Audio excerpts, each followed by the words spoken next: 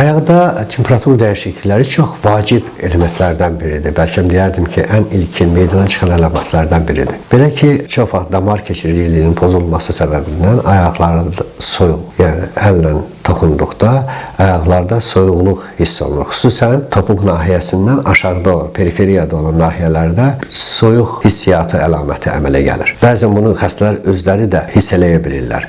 Bu əlamət əsasən periferik qan dövranının pozulması əlaməti kimi dəyərləndirilə bilir.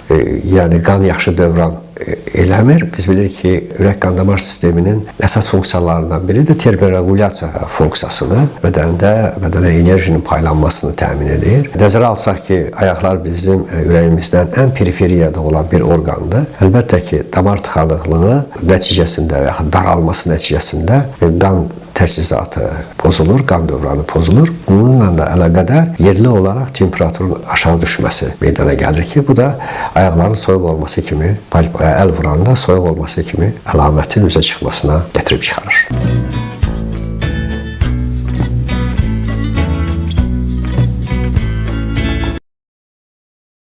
Diabetik ayaq yaraları çox vaxt ağrısız olur. Bəli.